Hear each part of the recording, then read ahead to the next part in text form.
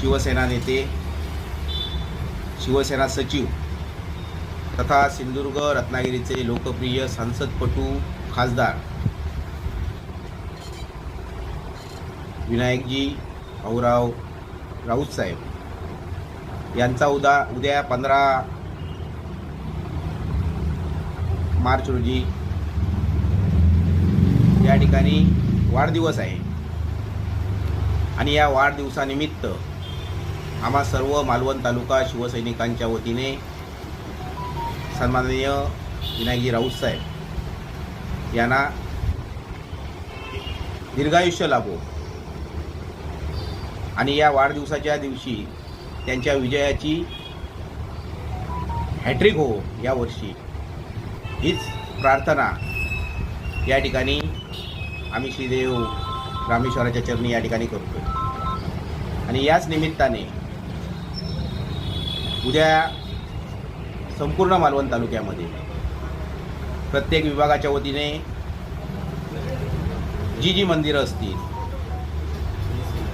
म्हात्र्याचे रामेश्वर मंदिर असेल, किर्लोस्कर रामेश्वर मंदिर असेल,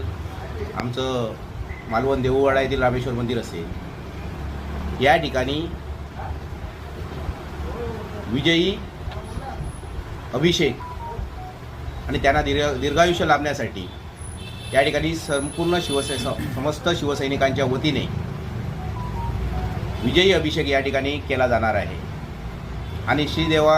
रामेश्वराचरणी या ठिकाणी साकडं घातलं जाणार आहे की येणाऱ्या 2024च्या लोकसभेमध्ये सन्माननीय विनायकजी राऊत साहेब हे भरघोस मताधिक्याने समोरच्या उमेदवाराचं डिपॉझिट जप्त करून या ठिकाणी विजयी व्हावेत आणि आजच्या लोकांच्या मनामध्ये असलेली खतखत मतदानाच्या रूपातून बाहेर येऊ, ते मोठ्या मताधिक्याने विजयी होतील हा विश्वास आम्हा सर्व शिवसैनिकांना या ठिकाणी आहे. त्यामुळे उद्या सकाळी आम्ही सर्व शिवसैनिक प्रत्येक मंदिरामध्ये ज्या ज्या ठिकाणी विभागातील मंदिरं असतील त्या ठिकाणी मोठ्या संख्येने या ठिकाणी आशीर्वाद घेण्यासाठी तिथल्या ग्रामदैवतांचा आशीर्वाद घेण्यासाठी या ठिकाणी जमणार आहोत आणि हा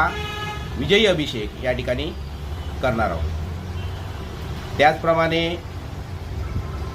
ज्या सर्व शिवसैनिक